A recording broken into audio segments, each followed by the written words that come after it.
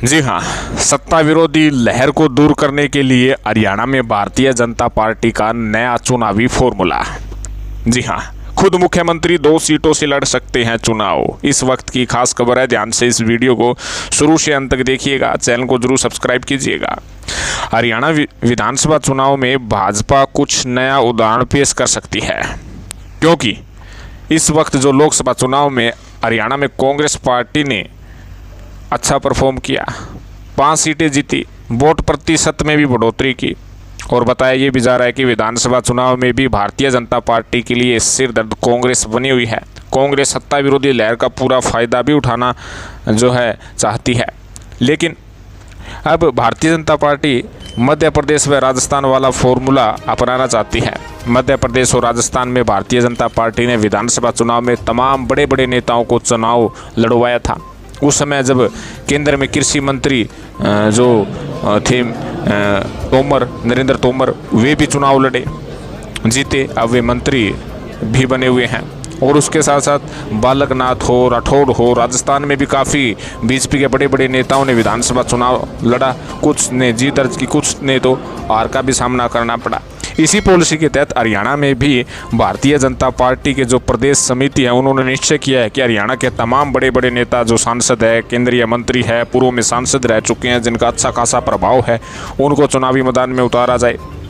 जानकारी के अनुसार आपको बता दें कि भाजपा की प्रदेश चुनाव समिति में यह सब सहमति बनी है कि केंद्रीय मंत्री मनोहर लाल राव, इंद्रजीत सिंह तथा कृष्णपाल गुर्जर विधानसभा चुनाव लड़े। और इतना ही नहीं कि सभी सांसदों को चुनाव लड़वाने को लेकर भी बात की जा रही है।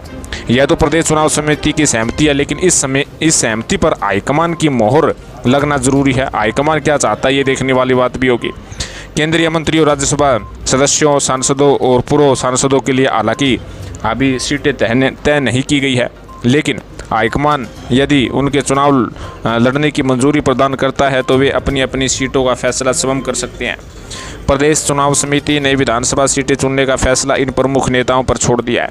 इसी साल लोकसभा चुनाव आ रहे डॉक्टर अरविंद शर्मा, मोहनलाल बड़ौली, डॉक्टर अशोक तंवर, सुनीता दुग्गल को भी विधानसभा चुनाव लड़ाने की बात प्रदेश चुनाव समिति ने की है। अम्बाला लोकसभा सीट से चुनाव आ रही बंतो कटारिया ने विधानसभा चुनाव लड़ने का इनकार कर दिया, लेकिन हाईकमान इस पर क्या फैसला करता है, ये देखने वाली बात होगी।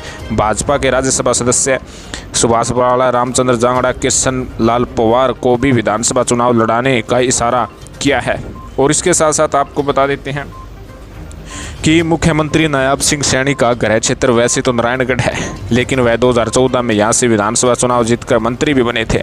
अब वह करनाल से विधायक हैं। प्रदेश चुनाव समिति द्वारा नारायणगढ़ और करनाल के अलावा लाडवा विधानसभा सीट भी मुख्यमंत्री के लिए छोड़ी गई है। यह तीनों सीटें सैनी बहुल है।